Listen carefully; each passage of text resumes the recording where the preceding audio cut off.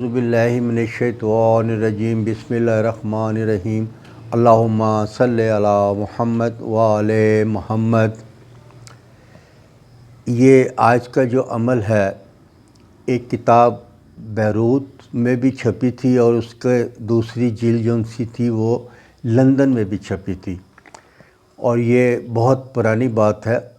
اس کے بعد اس عمل کو علماء کرام نے اپنے اپنے طریقے میں لا کر اس عمل کو کرنا شروع کر دیا، اور پاکستان کے رسالوں میں بھی اس عمل کو لوگوں نے شائع کر دیا۔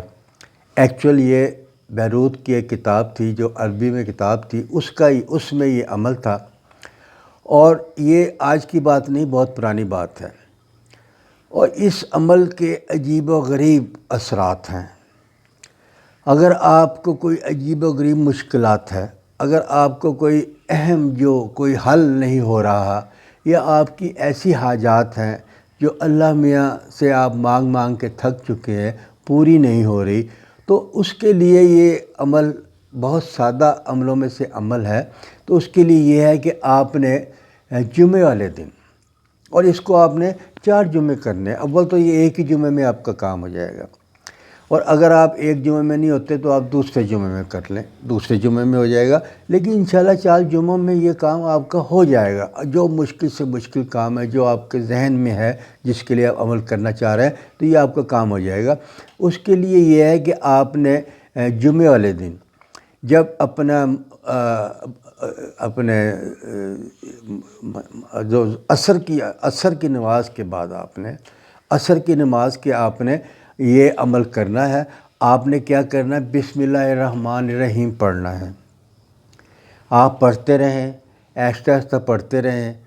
اس عمل میں ٹائم چاہیے آپ کا، اگر آپ اس کو ٹائم دے کر، اور پھر جب آپ یہ پڑھ رہے ہیں تو جس وقت مغرب کا ٹائم ہو، مغرب کے ٹائم تک آپ نے یہی بسم اللہ الرحمن الرحیم، بسم اللہ الرحمن الرحیم، بسم اللہ الرحمن الرحیم آپ یہ عمل کریں۔ تو جس وقت آپ مغرب کی اذان سنیں تو آپ نے سجدے میں چلے جانا ہے، اور سجدے میں جا کے آپ نے اپنی حاجات کا ذکر کرنا ہے۔ جیسے اذان ختم ہوتی ہے تو آپ نے سجدے میں چلے جانا ہے، اور پھر آپ نے کہنا ہے یا قاضی حاجات، اور پھر آپ نے دعا مانگنی ہے اور اپنے رب سے، جو آپ کے دل میں ہے، جو آپ کی مراد ہے، جس کے لیے آپ پریشان ہیں، جس کے لیے آپ عمل کر رہے ہیں۔ اور جس وقت یہ دعا مانگنے سے فارغ ہو جائے تو پھر آپ نے جناب اذان ختم ہونے تک تو آپ نے یہی پڑھنا ہے۔ جب تک اذان ہو رہی ہے آپ سجدے میں چلے جائیں، اور آپ نے اللہ کو یاد کرنا ہے اور اللہ سے دعا مانگنی ہے، جو آپ کی مراد ہے، جو بھی آپ کی دعا ہے۔ جیسے اذان ختم ہو جائے گی آپ سجدے سے اٹھ جائیں۔ سجدے سے اٹھنے کے بعد آپ نے کھڑے ہو جانا ہے۔ کھڑے ہو کے آپ نے ہاتھ بلند کرنے ہیں اور چہرے کو اوپر کرنا ہے۔ تو آپ نے کیا کرنا ہے؟ یا قاضی حاجات یا حجت اللہ، یا قاضی حاجات یا حجت اللہ آپ نے 10 بار پڑھنا ہے، اور 10 بار پڑھنے کے بعد آپ نے درود پاک پڑھنا ہے چند بار، اور اس کے بعد آپ نے اپنے دعاؤں کو پھر آپ نے پڑھ لینا جو آپ کی دعا ہے۔ اس دعا میں آپ نے قبولیت کے لیے ساتھ شرط یہ ہے کہ آپ نے لوگوں کے لیے بھی دعا مانگنی ہے۔ پروردگار تمام مومن مومنات کی پریشانی دور ہو جائے، پروردگار تمام مومن مومنات کی بیماری دور ہو جائے، پروردگار جو مومن مومنات اس مصیبت میں پھنسے ہوئے ہیں رزق کی کمی کی وجہ سے، مقصد یہ ہے کہ آپ نے دوسروں کے لیے بھی دعا مانگنی ہے۔ سجدے میں آپ نے اپنے لیے دعا مانگ لی، اب آپ نے جب قاضی حاجات اور یا حجت اللہ آپ نے پڑھا ہے تو اس کے بعد آپ نے لوگوں کے لیے دعا مانگنی ہے۔ آپ کو یہ بتاؤں کہ دعا تو آپ مانگ رہے ہیں، دعا مانگنے کے ساتھ ساتھ آپ گناہ سے پاک ہو گئے۔ آپ یقین کریں کہ آپ گناہ سے پاک ہو گئے۔ آپ اس کو زیادہ نہیں کر سکتے 3 جمعہ کر لیں، آپ بالکل ایسے ہو جائیں گے جیسے آپ کے ماں کے پیٹ سے بچہ نکلا ہو، آپ گناہ سے پاک ہو جائیں گے۔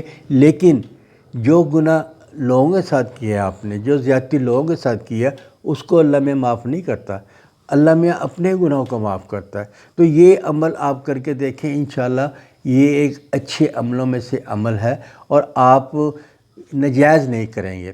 کسی کے لیے نجائز نہیں کریں گے کہ میں اس سے محبت کرتا ہوں وہ میری طرف جھک جائے، میرا یہ ہو جائے، نہیں، جو آپ کے شرعی حاجات ہے اس کے لیے آپ یہ کریں، انشاءاللہ تعالیٰ اس کو کامیاب عملوں میں سے آپ پائیں گے، اور آپ مجھے میرے مطلب یہ حوصلہ شکنی کے لیے میرے لیے آپ اس کو سبسکرائب کریں گے، اس کو شیئر کریں گے، اس کو لائک کریں گے، تاکہ یہ اچھے عملوں میں اور بھی لوگ شامل ہو جائیں، وہ بھی اگر آپ نہیں کر سکتے اور لوگ کر لیں تاکہ ان کو بھی اس کا ثواب ملے، اور آپ کی اللہ میاں حاجت پوری کرے، آپ کی ہر مراد پوری کرے، آپ کی ہر پریشانی دوری کرے، آپ کے گھر میں خوشحالی ہو، آپ کے رزق میں برکت ہو، آپ کی بیماری اللہ میاں دور فرمائے، محمد و آل محمد کے صدقے سے۔